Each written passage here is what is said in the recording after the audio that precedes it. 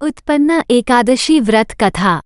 युधिष्ठिर कहने लगे कि हे भगवान, आपने हजारों यज्ञ और लाख गोदान को भी एकादशी व्रत के बराबर नहीं बताया, सो ये तिथि सब तिथियों से उत्तम कैसे हुई, बताइए।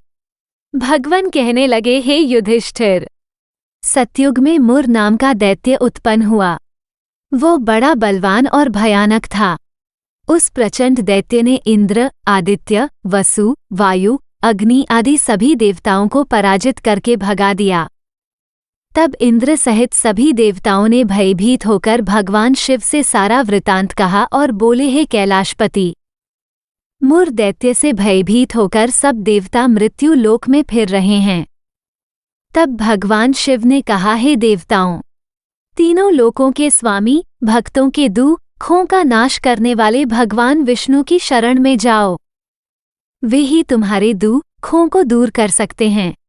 शिवजी के ऐसे वचन सुनकर सभी देवता क्षीरसागर में पहुंचे। वहां भगवान को शयन करते देख हाथ जोड़कर उनकी स्तुति करने लगे कि हे देवताओं द्वारा स्तुति करने योग्य प्रभो, आपको बारंबार नमस्कार है। देवताओं की रक्षा करने वाले मधुसूदन, आपको नमस्कार है, आप हमारी रक्षा करें। दैत्यों से भयभीत होकर हम सब आपकी शरण में आए हैं। आप इस संसार के कर्ता, माता पिता, उत्पत्ति और पालन करता और संहार करने वाले हैं। सबको शांति प्रदान करने वाले हैं। आकाश और पाताल भी आप ही हैं। सबके पितामह ब्रह्मा, सूर्य, चंद्र, अग्नि, सामग्री, होम, आहुति, मंत्र, तंत्र, जप, यजमान, यज्ञ, कर्म, कर्ता, भोक्ता भी आप ही हैं। आप सर्वव्यापक हैं। आपके सिवा तीनों लोकों में चर तथा अचर कुछ भी नहीं है। हे भगवान, दैत्यों ने हमको जीतकर स्वर्ग से भ्रष्ट कर दिया है और हम सब देवता इधर उधर भागे भागे फिर रहे हैं। आप उन दैत्यों से हम सबकी रक्षा करें। इंद्र के ऐसे वचन सुनकर भगवान विष्णु कहने लगे कि हे इंद्र, ऐसा मायावी दैत्य कौन है जिसने सब देवताओं को जीत लिया है? उसका नाम क्या है? उसमें कितना बल है और किसके आश्रय में है तथा उसका स्थान कहाँ है? ये सब मुझसे कहो। भगवान के ऐसे वचन सुनकर इंद्र बोले, भगवान, प्राचीन समय में एक नाड़ीजंग नामक राक्षस था। उसके महापराक्रमी और लोकविख्यात मुर नाम का एक पुत्र हुआ। उसकी चंद्रावती नाम की नगरी है। उसी ने सब देवताओं को स्वर्ग से निकालकर वहां अपना अधिकार जमा लिया है।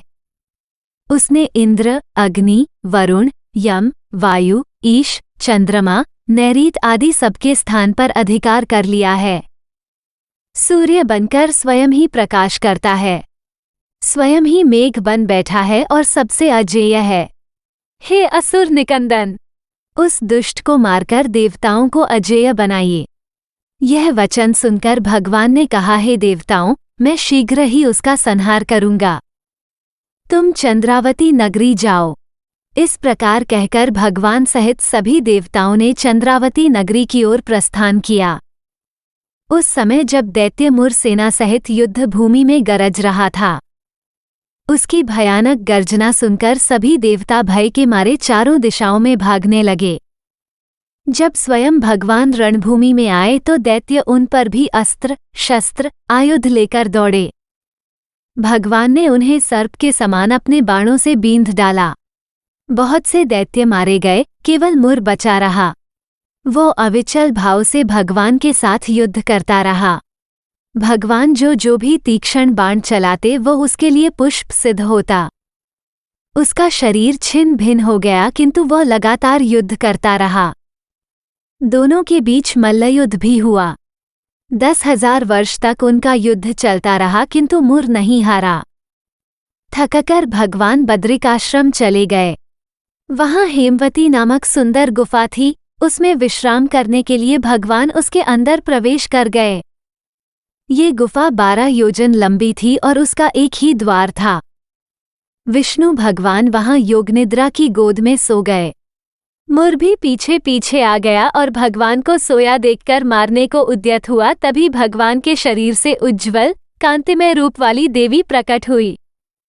देवी ने राक्षस मुर को ललकारा, युद्ध किया और उसे तत्काल मौत के घाट उतार दिया।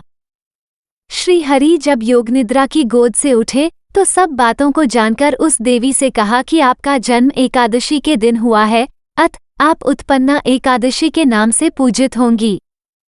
आपके भक्त वही होंगे जो मेरे भक्त हैं। जय श्री हरि।